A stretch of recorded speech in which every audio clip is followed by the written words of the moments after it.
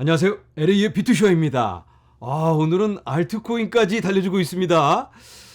그동안 비트 형님이 달려가는 거 구경만 하다가, 어젠가요? 이더리움이 테이프를 딱 끊어주니까 신호 받고 그냥 다들 쫓아 달려가는 듯한 분위기인데, 우리가 너무 기뻐해도 되는 건가, 이거? 시장의 상황 일단 한번 보고 진행해 보도록 하겠습니다. 비트코인 현재 가격 3839달러. 와! 이더리움은 2122달러. 이야, 이게 실화일까요? 그동안 너무 피를 많이 흘렸더니, 야, 비트코인 그냥 영원히 2만 달러 밑에 있을 것만 같았는데, 실감이 안 나시는 분들도 계시죠? 다른 코인들도 분위기가 매우 좋습니다. 전반적으로 다 이더리움 10%는 올랐고, 카다노가 오늘은 좋은 모습 보여주고 있습니다. 8.59% 상승, 도지코인도 좋고 폴리곤도 7% 가까이, 솔라나는 벌써 많이 올랐기 때문에 오늘도 좋은 모습을 이어가고 있다. 폴카다, 라이트코인 다 쭉쭉쭉 좋습니다. 특히 오늘은 이더리움 계열 코인들이 매우 좋습니다. 왜냐하면 하드포크가 성공적으로 마무리가 되고 우려했던 락업 물량에 대한 불안감이 사라져버리니까, 이제는 좀 달려도 되나 하고 이더리움이 가니까, 레이어2 여기 아비트럼이 오늘 28% 상승. 폴리곤도 괜찮고 오늘 옵티미즘도 좋고 레이어2가 다 좋습니다. 이더리움이 왜 이렇게 좋을까요? 근데 소문에 사서 뉴스에 팔아라, 이런 경우가 굉장히 많았는데, 이번에 하드포크를 진행하기까지 소문에 살 수가 없었습니다. 불안하니까 소문에 사기는 소문에 팔아야지, 이거 락업 해제된다는데, 이런 마음에 굉장히 위축되어 있었는데, 이번에 우리가 함께 어제 살펴본 것처럼 락업 해제가 됐는데도 팔리는 물량이 그렇게나 많은 게 아닙니다. 그래서 앞으로는 유입될 물량이 훨씬 더 많겠다. 이더리움 같은 경우가 스테이킹 퍼센트가 한 15% 정도밖에 되지가 않습니다. 카다노 같은 경우는 거의 70%.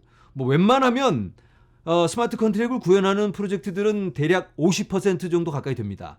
그러면 이더리움도 스마트 컨트랙의 오리지널 원조니까 그 정도까지는 가야 되니까 앞으로 지속적으로 많은 물량이 스테이킹으로 유입될 걸로 보입니다. 그렇다면 가격 상승에 영향을 줄 수가 있겠죠. 그런 기대를 좀 해볼 수가 있을 것 같습니다. 그럼 지금 알트코인 시즌 시작하는 걸까요? 제 개인적으로는 조금 이른 감이 있지 않나. 아직은 불장이라고 보기는 어렵기 때문에 지금 그동안 너무 많이 손실을 본 만큼 좀 회복을 하는 그런 과정입니다. 본격적인 불장은 2025년쯤은 돼야지 제대로 된, 우리가 2021년에 느꼈던 그런 불장은 올 것 같고, 지금은 2019년 정도 거기하고 좀 같은 선상에 놓고 보면 어떨까, 이런 생각이 들고요. 비트코인만 먼저 너무나 많이 달려갔기 때문에 이제는 좀 쫓아줘야 되겠죠. 그래서 알트코인이 좀 맞춰주는 그런 분위기다라고 볼 수가 있을 것 같습니다. 자, 비트코인 차트입니다. 화면에서 보고 계시는 노란 막대기들, 이게 CPI 발표 날입니다. 올해는 CPI 사이클이 좀 작용을 하고 있지 않나라고 보여지는데요. 1월 12일에 CPI 발표 크게 상승을 했죠. 그리고 조정이 잠깐 있다가 2월달 CPI 발표 때 또 큰 상승. 3월달 CPI 바로 전에 은행 사태가 터지는 바람에 미리 상승을 하긴 했지만 CPI와 맞물려서 또 바로 상승을 했습니다. 그리고 며칠 전에 또 CPI가 발표되었습니다. 이번에 좋게 발표가 되었기 때문에 지속적인 상승 압력이 있지 않을까라고 예상을 해볼 수가 있겠고요. 그리고 오늘 PPI라고 생산자 물가 지수가 발표되었는데요. 역시 인플레이션이 꺾이는 모습을 보여주고 있기 때문에 상승할 수 있는 조건이 갖춰지고 있다, 이렇게 볼 수가 있겠습니다. 그런데 보시는 것처럼 여기 무시무시한 빨간 구간, 초강력 저항 구간입니다. 여기 상단 부분을 뚫을랑 말랑 지금 도전하고 있어요. 31,000달러 정도. 여기를 제대로 뚫어내고 안착을 해준다면 그때는 조금 더 큰 기대를 가져볼 수 있지 않을까, 이렇게 예상을 해볼 수 있겠습니다. 그렇게 돼야 되겠죠? 자, 화면에서 보고 계시는 건 비트코인 반감기 사이클입니다. 여기 앞부분이 반감기의 시작이고요. 그리고 매번 사이클마다 비슷한 패턴으로 이어지고 있는데, 여기 초록 색깔 라인이 이번 사이클입니다. 파란 색깔은 2016년 반감기 후 사이클, 이렇게. 그리고 여기 빨간 색깔 라인은 2012년 사이클. 그리고 맨 위에 부분은 비트코인이 생기자마자 굉장히 좀 짧죠. 그래서 이 두 사이클에 집중을 해보자면 매번 타이밍은 조금씩 다릅니다. 상승폭도 다르고 하락폭도 조금씩은 다릅니다. 그런데 흐름은 어느 정도 비슷하죠. 반감기 후 크게 상승을 했다가 이렇게 빨간 색깔, 그리고 쭉 하락을 하고 다음 반감기를 맞이하면서 상승으로 연결을 합니다. 그리고 여기 파란 색깔 라인 2016년 반감기 후 쭉 상승으로 연결됐다가 2017년에 최고점 찍고 그리고 나서 쭉 거품이 빠지면서 하락을 합니다. 그리고 한 번 더 떨구고 2018년 말에 2019년부터 회복세로 돌아서면서 쭉 상승으로 연결되는데 계속 올라가는 게 아니죠. 다시 조정을 받고 그러다가 코로나 때 한번 쭉 빠지고 다시 회복. 그렇지만 큰 그림에서 보면 저점 찍고 상승세로 이어가는 모습이죠. 너무 과하게 올라가면 또 조정을 받는 거고 그러다 예기치 못한 이런 코로나 같은 상황이 터지기도 합니다. 하지만 길게 보면 상승이다. 자, 초록 색깔 라인 우리가 지금 여기 와 있습니다. 2022년에 큰 하락이 있었죠. 이런 큰 하락. 그리고 11월에 한 번 더 떨고는 절망의 순간이 있었는데 그런데 돌아보면 이런 부분하고 흡사합니다. 타이밍은 조금 다르지만 그래도 쭉 고점 찍고 저점 찍고 상승, 고점 찍고 저점 찍고 상승, 반감기로 들어서면서는 역시 상승으로 연결이 되는데 이번에는 어떻게 될지 정확히는 우리가 알 수 없지만 그래도 어느 정도 궤도에 들어서고 있지 않나.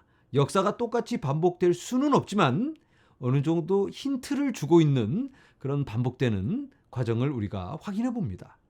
자, 트론 관련 질문이 많아서 한번 잠깐 나눠보도록 하겠습니다. 미국 법원에서 트론의 저스틴 선에게 소환장을 보냈다. 이런 뉴스가 나왔는데요. 소송이 걸렸을 때 아무 대응을 하지 않는다면 판결은 자동적으로 소송을 건 사람의 주장대로 인정을 하게 되는 거나 마찬가지입니다. 그래서 법원에서는 피소인의 손을 들어주고 주장하는 걸 다 그대로 이행하게 되는데 이번 소송은 SEC가 건 소송이죠. SEC에서 무슨 소송을 걸었길래 저스틴 선이 아무 대응도 하지 않고 이렇게 나몰라라 하는 걸까? SEC는 트론의 저스틴 선에게 유명인에 대한 암호화 증권 제공에 대한 소송을 제기합니다. 트론의 저스틴 선이 시세 조작을 했다. 그리고 거래량을 뻥튀기 하고 조작을 하고 이런 것들의 의혹을 제기하고 거기에 대한 자료를 요청했는데 거기에 대해서 트론 측에서는 대응을 안 하고 있습니다, 지금. 그리고 유명인들의 도움을 받았다. 유명인들에게 돈 매겨서 여론몰이를 했다.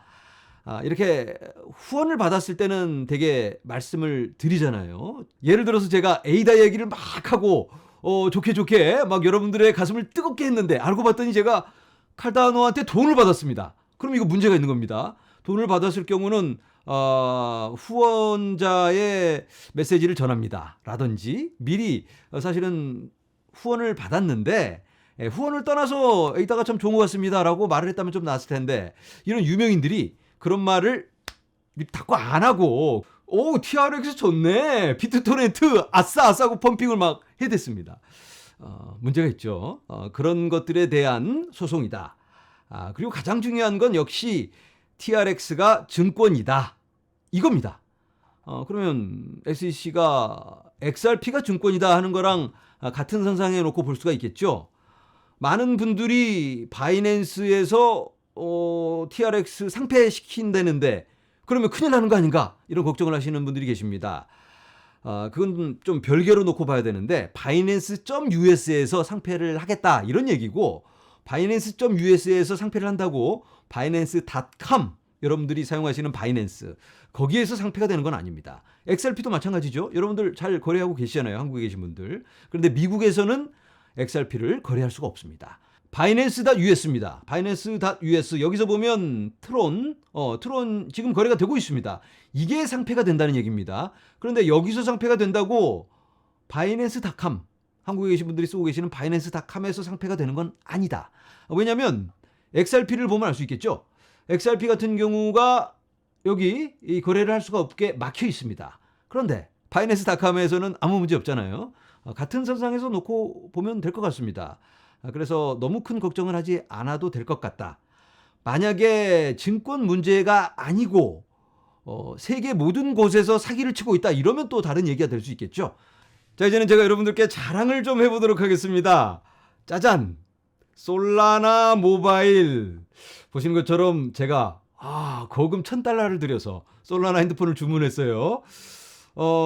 핸드폰만 주문하려고 그랬더니 이것저것 또 뭐 사라고 그래가지고 케이스를 사고 또 화면 보호하는 거 붙이는 거 뭐 이것저것 사다 보니까 좀 돈이 많이 나왔어요. 그런데 기프트 카드 이거는 NFT입니다. NFT를 민팅을 하게 해줘서 $100 할인을 받았습니다. 그래서 오늘 총 $1,036.41를 내고 솔라나 주문을 했다. 핸드폰. 여기 주문번호 제가 1903번이에요. 이 주문 시작하자마자 2시간 후에 제가 주문을 했는데 2시간 만에 한 1,900명 정도가 주문을 했다. 이렇게 이해를 할 수 있을 것 같은데 아마 이게 주문 숫자로 이해를 하고 있는데요. 꽤 많은 거죠. 2시간 만에 이렇게 많이 팔았으니까. 기대가 됩니다. 다음 주 정도에 제가 받을 수 있을 것 같습니다. 다음 주면 제가 핸드폰을 딱 여러분들 앞에 보여드리면서 소개를 하도록 하겠습니다. 자, 이제는 카다노 소식을 전해보도록 하겠습니다. 얼마 전에 레이스 지갑이 출시가 되었는데요. 반응이 굉장히 뜨겁습니다. 레이스 1.0은 벌써 나와 있었는데 이번에 출시된 건 브라우저용 컴퓨터로 바로바로 주고받고 관리할 수 있는 그런 지갑이 출시가 되었다. 에이다를 관리하면서 스테이킹도 지갑 안에서 바로 할 수가 있고 NFT도 바로 이 안에서 주고받을 수가 있습니다. 눈에 띄는 건 번들 거래 기능 덕분에 하나의 거래 수수료로 하나의 거래에서 여러 자산을 다른 주소로 보낼 수도 있습니다. 번들 거래라고 하면 여러 개의 트랜잭션을 묶는다. 번들로 묶었다. 그래서 이걸 한꺼번에 보내는 건데 수수료는 한 번만. 예를 들어서 10명한테 제가 에이다를 100개씩을 보낸다고 하면 이걸 묶어서 하나의 트랜잭션으로 한 번에 처리를 하는 겁니다. 그러면 10명한테 다다다닥 보내지는데 수수료는 한 번만. 자, 이제는 영국으로 날아가 봅니다. 런던 스탁 익스체인지에서 BTC 파생 상품 거래를 제공합니다. 클리어링 서비스를 제공하는 건데요. 올 4, 4분기부터 시작할 거라고 합니다.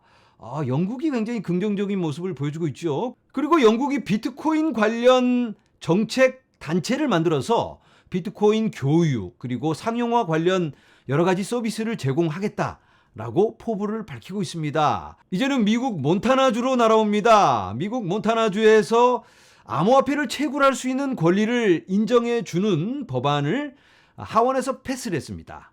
암호화폐에 딴지를 거는 무리들도 너무나 많지만 이렇게 암호화폐를 지지하는 주도 있고 또 정치인들도 많이 있습니다. 그래서 정치적인 대립이 있고 충돌이 있으면서 조율이 되어가는 과정 속에 제도화는 이루어지지 않을까. 그게 2023년에 큰 틀이 잡힐 걸로 예상이 되는데 부디 긍정적인 방향으로 발전적인 방향으로 잘 이어갔으면 좋겠다라는 바람을 가져봅니다. 자, 이제는 피해보상 관련 소식을 잠깐 전해보도록 하겠습니다. 셀시우스 피해자분들 계시죠? 4월 28일이 프루프 오브 클레임을 신청할 수 있는 마지막 날입니다. 대부분은 예전에 저와 함께 신청을 하셨죠? 그런 분들은 따로 할 필요는 없는데 요즘 약간 변화가 있습니다. 우리가 신청을 했던 건 이 셀시우스 LLC라는 단체를 상대로 이 피해 보상을 신청을 했는데 미국에 있는 회사입니다. 그런데 요즘 밝혀지고 있는 게 영국에 모 회사가 있다고 합니다.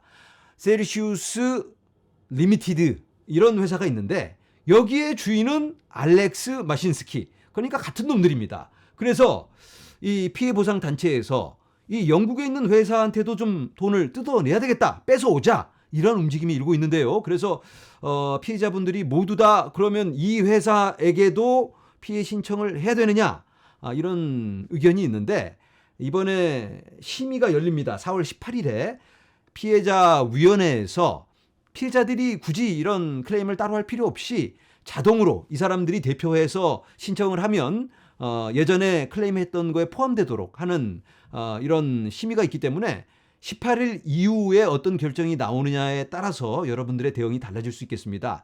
결정이 나는 대로 여러분들께 알려드릴 테니까 그때 함께 대응하도록 하겠습니다. 자, 이제는 FTX 관련입니다. FTX 피해자분들은 이런 이메일을 받으셨을 수도 있습니다. 많은 경우 이메일이 안 올 때도 있는 거니까. 그런데 특별히 뭘 해야 되는 건 아니고 어떠한 사안이 있는지를 알려주는 그런 이메일인데요.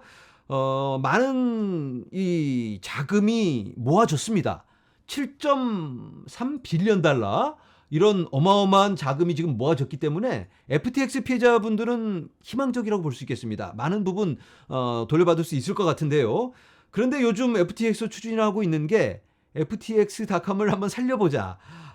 그래서 수익을 좀 올려서 피해자분들께 이왕이면 다 돌려줄 수 있게 그렇게 해보자. 이런 움직임이 일고 있습니다. 저기 대법원에서 6개월 연장을 허락해줬습니다. 이유는 FTX닷컴을 리스타팅, 새로 시작을 하는 게 얼만큼 현실성이 있는지, 여기서 수익을 올려서 피해자들에게 갚아준다. 이게 현실적인가? 이런 것들을 타진하기 위해서 6개월 연장을 허락을 해줬는데, 제가 봤을 때는 피해자들 돈으로 자기네들 사업을 다시 일으키겠다. 이런 걸로 보여지는 약간은 꼼수 같기도 합니다. 이 정도 돈이 아까 모아졌으면 그냥 다 갚아주고 자기네들 그냥 해산을 하는 게 나을 것 같은데, 하다가 또 안 되면 피해자들 돈으로 이 직원들 월급 줘야 되는 상황이 벌어질 수도 있잖아요. 그래서 이런 부분은 조금 찝찝하지 않은가. 그래도 어떻게 해서든 피해자들께 모든 보상이 다 돌아갔으면 좋겠다, 이런 말씀을 드려봅니다. 그리고 FTX 피해자분들은 아직은 어떤 피해 신청 이런 거 하실 필요 없이 기다리시면 되겠습니다. 네, 오랜만에 우리들의 코인 시장에 훈훈한 봄바람이 불어오는 것 같아서 기쁨을 감출 수가 없는데 그래도 오늘처럼 이렇게 오른 날은 기뻐해야 되겠죠. 모두들 좀 여유로운 그런 시간들 보내시고 좋은 주말 맞이하시기 바랍니다. 오늘은 여기서 인사드립니다. 여러분 감사합니다.